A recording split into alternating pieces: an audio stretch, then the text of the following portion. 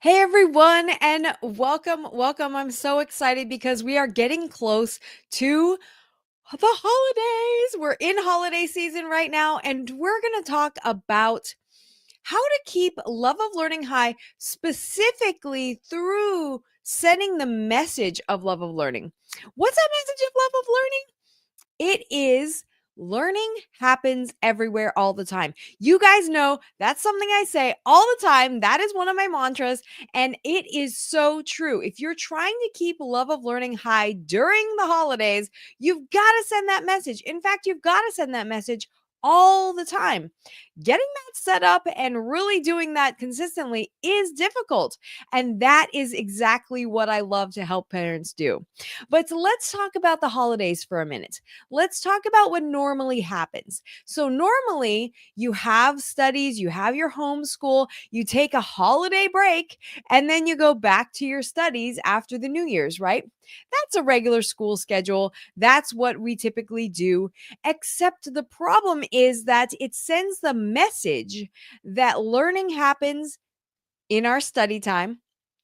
There's a break where we're not learning or we're not learning anything important.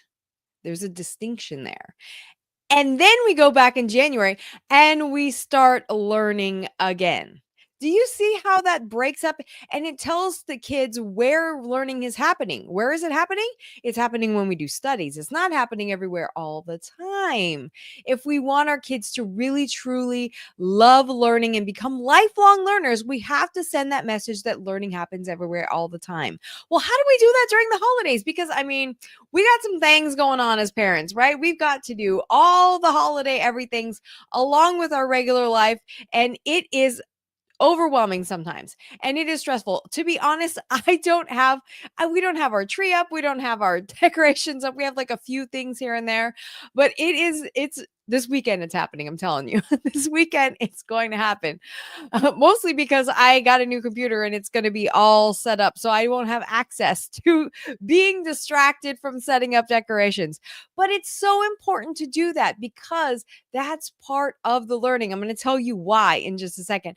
But if you feel like you're in this space where you're like studies, break, studies, and you don't know how to really send the message that learning happens everywhere all the time, let's talk. Send me a message. Let's get on a chat and let's talk about how to make that work for your family. I'm going to give you a lot of tips and ideas today, but how you implement that for your family while all the craziness is going on is something that's unique to each individual family. So let's chat, let's talk about it, okay?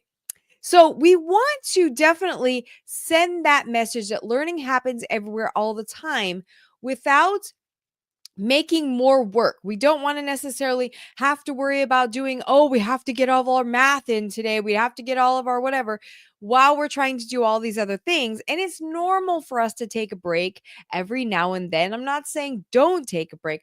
I'm just saying don't take a break from learning. That's a crazy distinction, isn't it? There's studies and then or school and then there's learning. They're two separate things. Did you realize that? I know. If you haven't gone back to listen to, or if you haven't watched yet the live I did a month ago, or the episode I did about a month ago on how you can make sure that you keep love of learning high during the holidays, go back and watch that because it's really applicable to what we're doing right now, what we're talking about today. If you don't have it high already, it can be very stressful. And so let's talk about that. Message me and we'll talk about how to get it high. This is a perfect time to do this, by the way. Perfect time because it's a natural break. It's a natural place where we do things that are a little bit different than the everyday, right? Okay, so I'm going to share with you some ideas. I'm going to share with you some activities that you can try with your family that will just be part of your normal routine, but you might be a little bit more than what you normally do, but it sends messages that learning happens everywhere all the time. And you might have to say that overtly to your kids, especially if love of learning is low in your house. Like, hey, guess what we just learned about? You know what I just learned about? I just learned about da da da.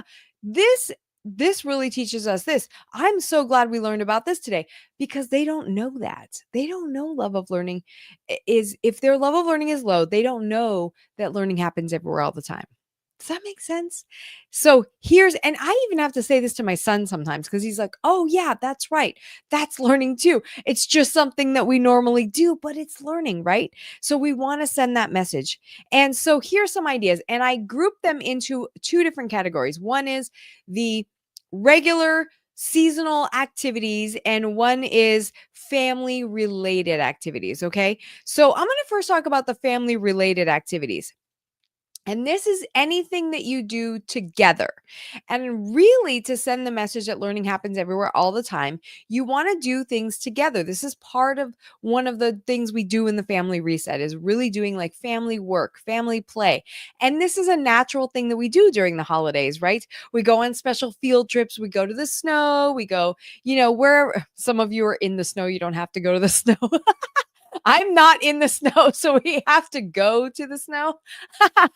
But anyways, so doing things outside, doing things that are regular seasonal things together, like crafts. Now, I'm not a person that will normally get out just a craft set and let's just like get out the crafting things and let's just make something, right? That's just not I mean, I can, and I do sometimes get inspired, but normally I'm like let's go to Michael's and get one of those like $5 kits where you can just put it all together. Hey, that works too. Color together, something like that, where you're doing something together. And decorating. Let's talk about decorating for a second. Decorating is so important.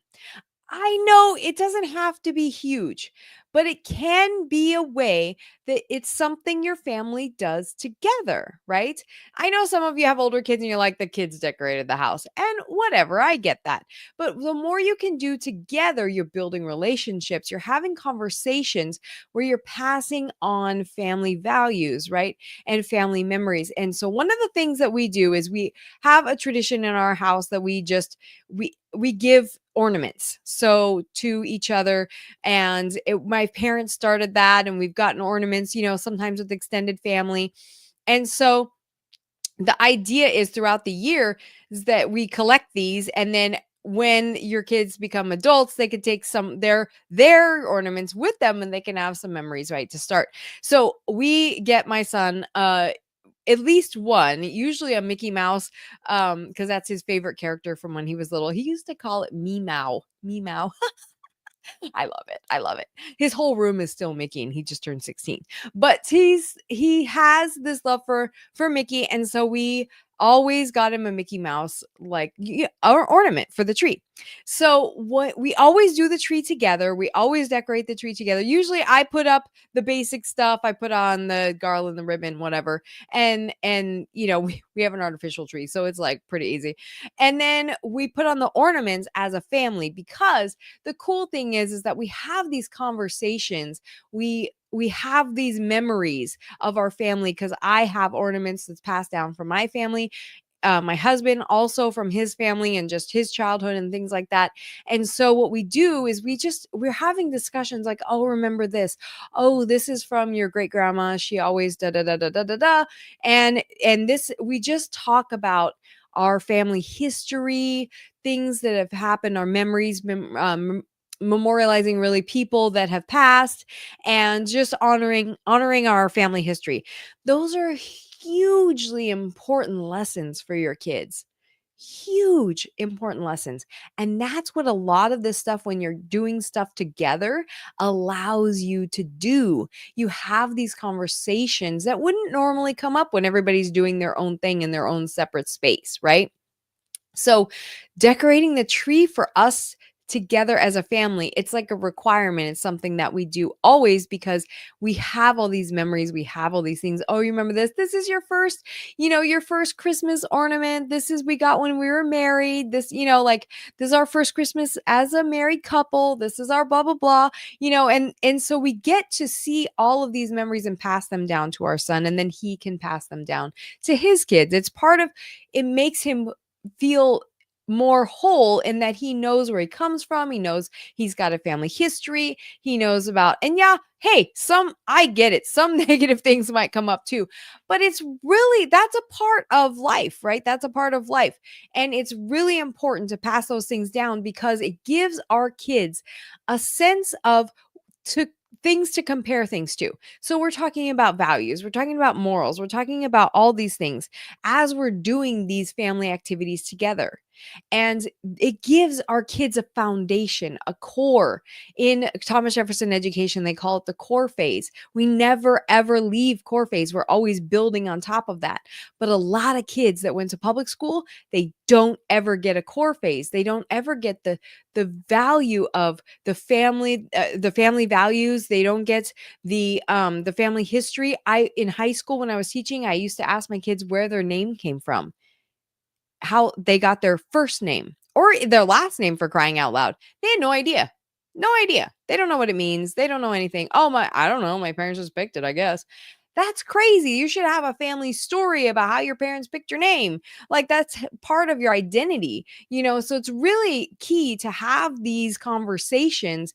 And then it gives the kids a value, some straight line that they can compare things to, right?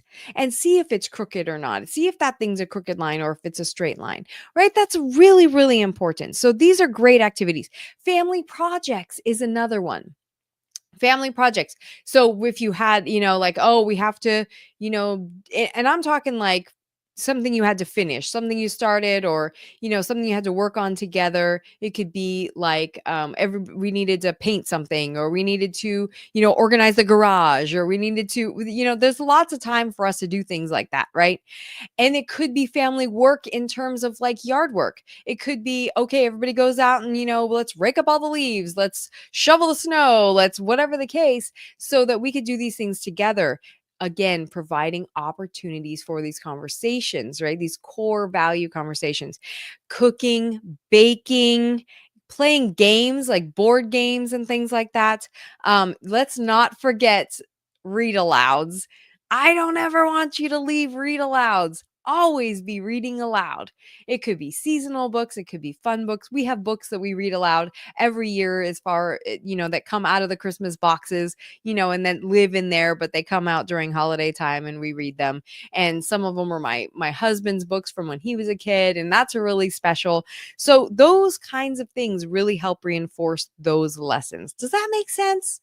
Tell me if that makes sense to you. I hope it does, because it's really important to build their identity, build their foundation, and it gives them a core that they can relate other things to as they grow in the world, right?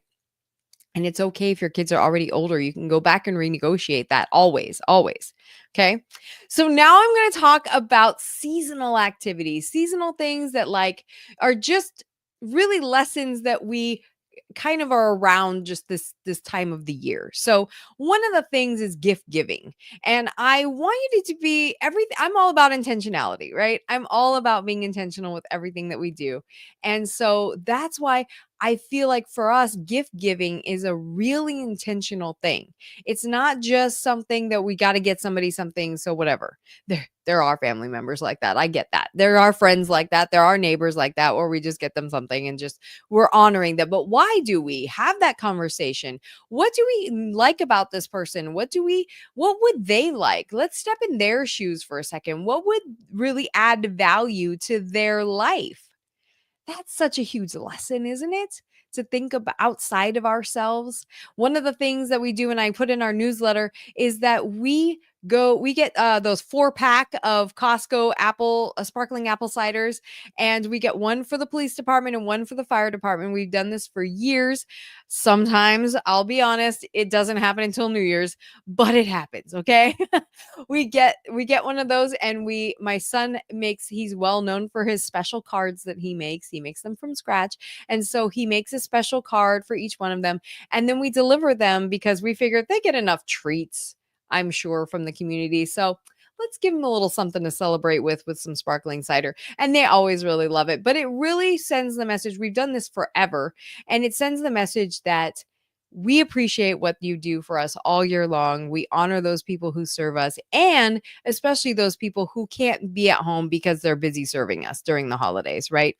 I really think I come from a military family. I'm a military brat, so I'm always thinking about service, and sacrifice, and honoring those people that do that. And I'm not just talking about, the military and police and fire. I mean, it could be nurses, it could be I when I was going to the hospital a lot for different medications and things, I used to bring, all the nurses there something. It's just something to honor people, right? And why do we do that, right? So having those conversations is really important.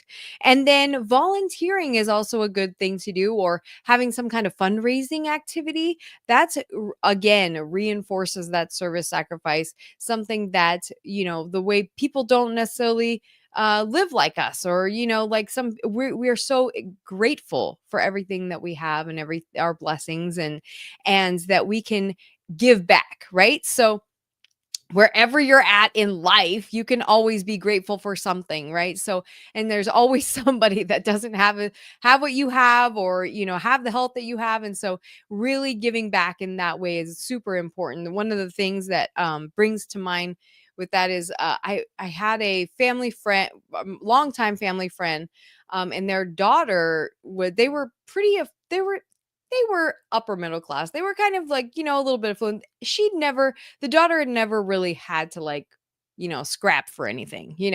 There wasn't ever a time when there wasn't enough money around. So she got kind of, persnickety, but her parents were immigrants and they started from scratch, from nothing. And so she got a little persnickety during the holidays one time, and her dad took her to, like, took her on a separate drive and they lived in LA, and they went to Skid Row and showed her all the things, and, like, this is how people live. And I just think, like, but giving that was just an experience, but giving back, I think, would be more powerful, so that we're actually helping people. But either way, that's another thing. You guys know that already. This is part of who you are, because you guys are amazing. That's why you're watching this. That's why you're listening to this right now, because you're awesome already.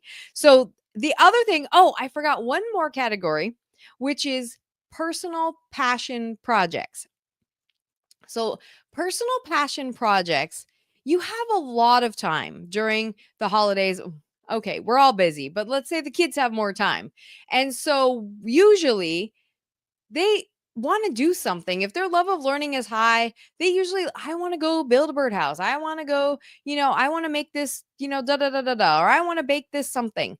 They have the time to be able to do that, but giving them the time is not always something that's high on our parents' priority list. And so allowing them to just travel down a rabbit trail and pursue one of their passion projects, some idea that they had, is always amazing, because what comes out of that is a higher level of love of learning, right? And it may not have anything to do with studies, but guess what it does?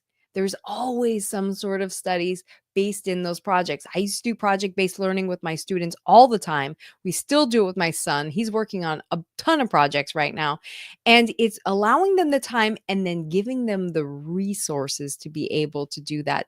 So, for example, during our Christmas present time, what are some of those things that you could give them that would help them with their passion projects? My niece loves to crochet. She loves to create. She loves art. So we're giving her, she wanted some really chunky yarn. So we're giving her chunky yarn for Christmas, because she loves to do that. And she's actually really talented. It's pretty amazing. And so doing those kinds of things really reinforces that learning happens everywhere all the time. And again, you might have to overtly say that stuff, right? If you want more ideas about this, if you want to know what specifically your family can do, and then also, excuse me, also figure out how to integrate it into your busy schedule, contact me, message me. This is exactly what we do all the time in our Inspiring Lifelong Learning program. You guys, when we do our group mentoring, in fact, the last group mentoring that we did, actually, it was 2 weeks ago, it was so incredible. We actually had this whole brainstorming session where we just jammed about all these different activities and projects and learning things that we could do with our kids. And it was so powerful. It was so amazing. And we talked about what would fit each individual kid and what would fit each individual family. It was so amazing. It was so powerful. I love doing that. My teacher mind starts going crazy and I come up with all these ideas. You guys know, if you're in the Inspiring Lifelong Learning program, if you're watching this and listening to this, you know that that's what I do all the time. I'm like, oh, and you could do this. And how about this? And what about that? Right? So it's so fun when you can do that and get so many different ideas from a community, and that's what we do. So if you want to know more about that, if you're interested in learning about it and see if it's for you, just message me and let me know. But either way, I want you to send this message to your kids during the holidays. Learning happens everywhere all the time. If you do that, you will raise your family's love of learning and you will start creating a culture that inspires lifelong learning. You guys, you got this. This is a beautiful time. I'm so grateful for every single one of you. And I have loved seeing your ideas and the things that you do with your family for learning and teaching about your cultures too, because that's something that you guys talked about in the Facebook group. I love hearing about that. Send me more messages like that. And definitely come back next week because we are going to have some awesome experiences talking about your kids' love of learning for the long haul next week with Coach Donovan. Okay, you guys, I'm super excited about that. And I will talk to you again next week. Send me all your ideas. Let me know what you're doing. I'm excited to hear about it. Bye-bye.